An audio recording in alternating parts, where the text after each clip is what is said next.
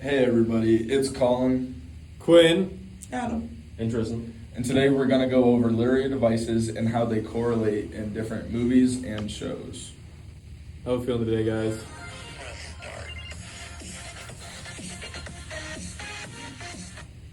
Alright, so our first topic is going to be symbolism and how it acts in different shows. The first show is going to be JJK and how it interacts with different Buddhist beliefs and other foreign religions. Tristan, you want to?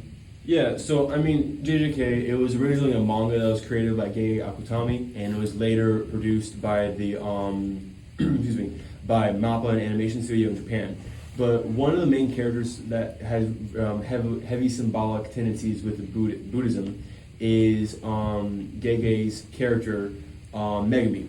And his whole thing within the show is that he has something called the 10 Shadows, and this heavily relates to, although it's not Buddhist, this is another form called Shinto mythology, and it's the 10 sacred treasures.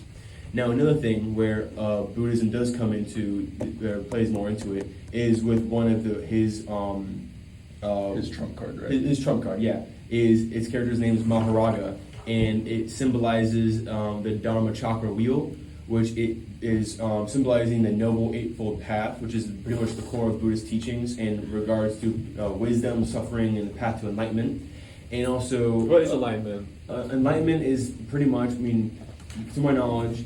It's the 8 stages of enlightenment where, it's a time period between where you're a normal person and the stage of enlightenment is you find inner peace with yourself. Yeah. And that is the high point of where you are close and almost one with Buddha. Pretty much. That's pretty much what it is. The main aspects of it is you start with awakening and then ending all your suffering. You're becoming, trying to understand that there is no permanent, independent self or soul within yourself. And then pretty much it's just trying to transcend the ego, pretty much. It's almost the same thing in Avatar: The Last Airbender, where the guru in the East Air Temple. Was it Guru Batik? I think it is, yeah.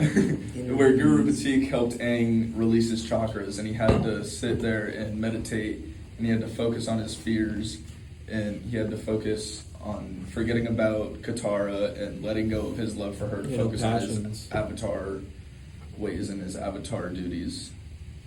Yeah. But also, additionally, in religious correlations. Yeah. Pulp Fiction did something with that in their Bible verse, didn't they? Yeah, so you can consider a Bible verse. Technically, it's not real. One of the main associated characters of the show, named Jules, he recited it was a modified version of Ezekiel 25:17, which what this did was the main version of the verse had nothing to do with actually. Was it modified, or I don't think that's just an actual verse in general. I don't think it's made up. I don't think it goes to No, it is made up, but there is parts of it that do connect to it, word by word. But the entire meaning is entirely changed. But what that does is it shows both how religion misrepresented, mainly that it was blasphemous, and how that can symbolize people in power or criminals. But also showing how he tried to detach himself. Jules started to detach himself from every time he murdered an individual, by saying that it wasn't him, it was his religion that did it. All right, so to switch topics a little bit here, and another point of symbolism from a cask of Amontillado was their outfits, right? Where one of them was dressed up in a black cloak and very dark clothing, almost looking like a Grim Reaper, and the other one had a very pointy hat with bells on his head, and a jester representing the killer and the fool that was to be killed. They're not visually, but symbolically already placed in their roles. That is what is going to happen and how that's going to happen. The jester was Fortunato, right? Or was that? That was Fortunato, I'm pretty sure. I think it was Montresor. That was Montresor? Maybe. And with their outfits, you had it's kind of almost visual, and it kind of also leads into imagery, where in The Lion King, they also had the very different saturation and vibrance difference in Scar and Mufasa's colors.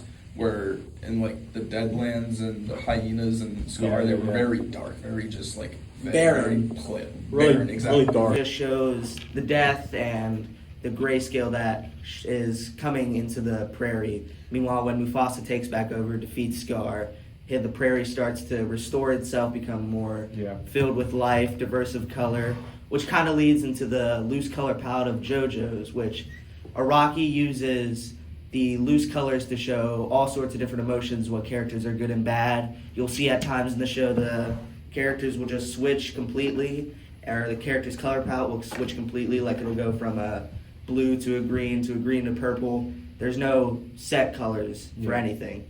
And that he uses that to show mostly just how, how everyone's feeling. Something that was really cool with that is that obviously with JoJo's Bizarre Adventure, again, that is also a manga that was developed into an anime adaptation by David Productions. And something that was cool between Araki, which was the actual manga creator, and David Productions was that the whole idea was that there should be a loose color palette to show the difference in like the dark reds and the black, or those colors are more signs of evil or danger, or not showing someone's face is going to show is them trying to hide their emotions. Or also there would be whenever there was like bright or chaotic colors that weren't really normal. If there's like a purple sky, for example, it would show this confusion or intensity, and it definitely developed that feeling.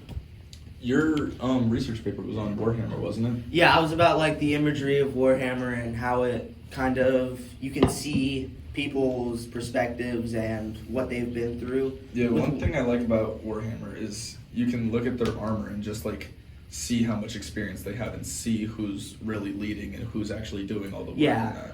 You can, the Warhammer uses purity seals and skulls. It's a gothic theme, but you can see with someone's armor that guy's got like 30, same as medals in real life. You can see they got like 30 different medals to show Purple Heart or whatever. Yeah, like they got purple hearts, they got all that. But you can also see like they got a metal hand, they lost their hand in a battle. You got You got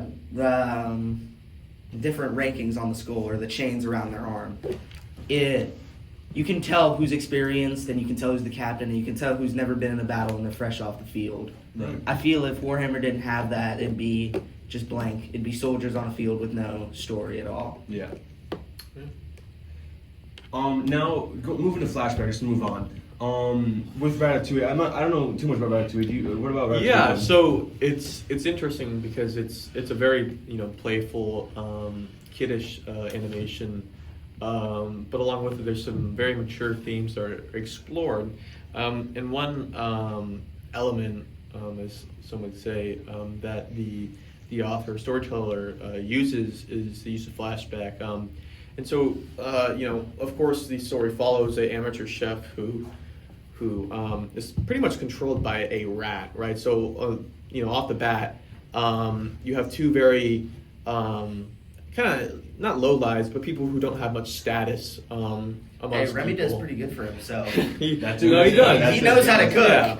No, exactly. This is a pretty high-ranking rat. Yeah, the impression going on here is a little crazy. Yeah, I think we got some rat racism. No, but I mean that's that point. That's like racism. That's I think the point they're trying to make, especially in the scene where a food critic comes to the restaurant and they prepare a meal for him. And he tries it, right? So it of course the representation of his character is someone who's very probably the food critic. He's very reserved, very kind of like stuck up.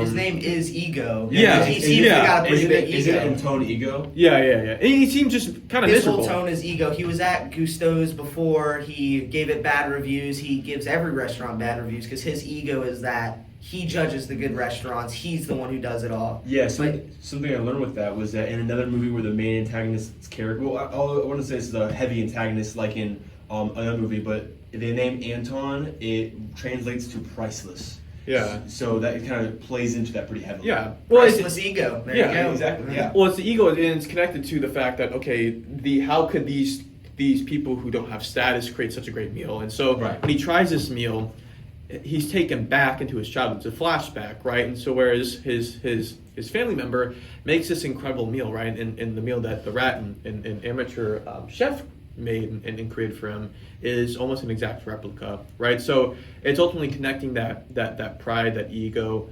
back to a flashback. Showing how technique. human he actually is. Exactly. Yeah, his ego breaks because his mom makes that dish. It takes away his remembers class. It brings everyone back to being human rather Yeah, than being different social humble. classes. Yeah. Yeah.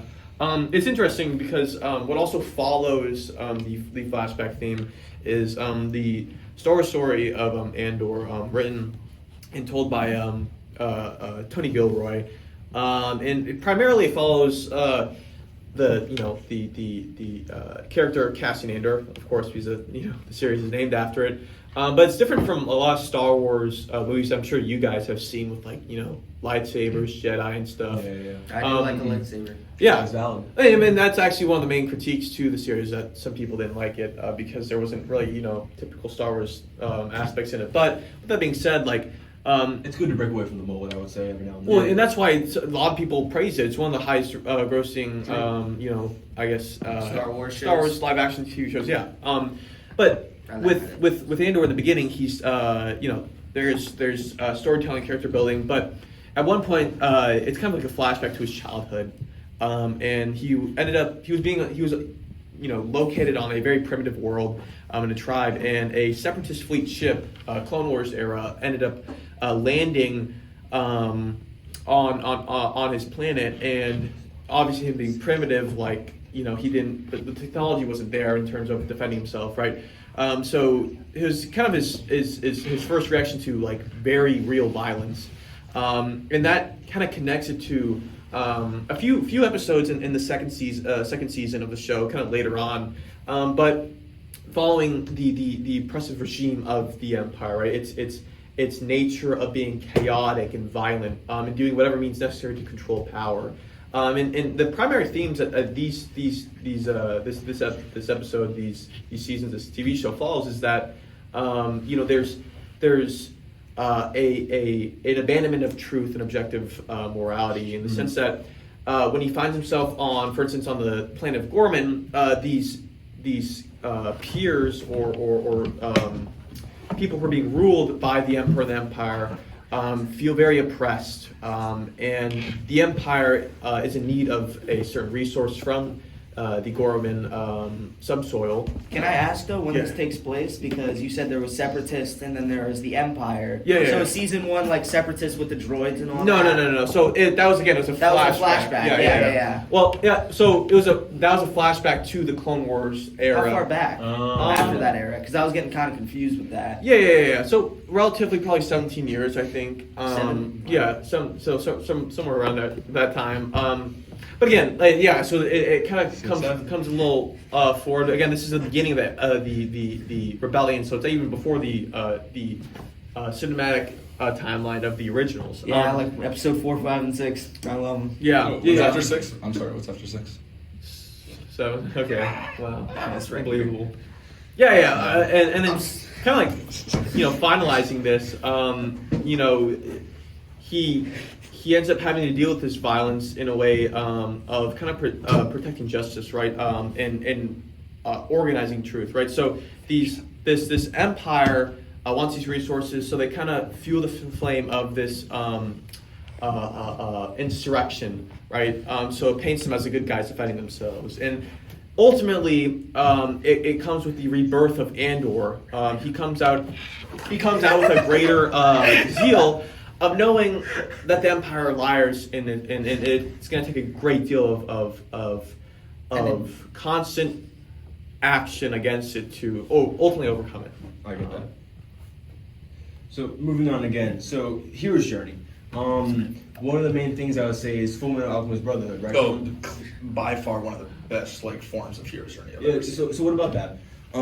His call to act, Ed and his brother Alphonse, their call to action.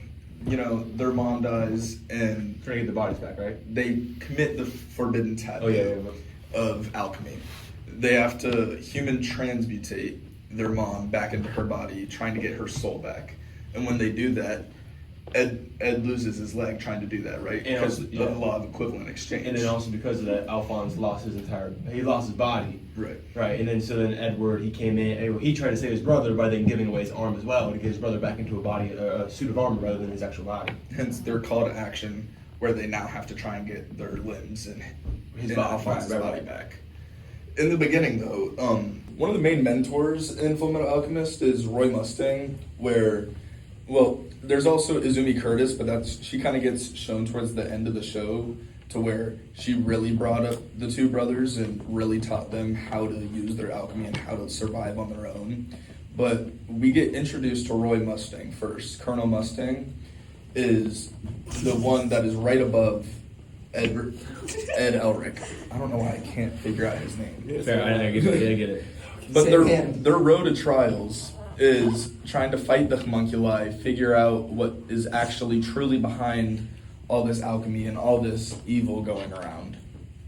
Yeah, and I mean, then that kind of plays into trying to, in order to finish it, you got to give a sacrifice. In order to finish the hero's journey cycle, and so pretty much in the end, with the rebirth, what Ed does for Alphonse is that he accepts his life without alchemy, so that Alphonse can get his body back, and they both mature as people, and both of them become human again.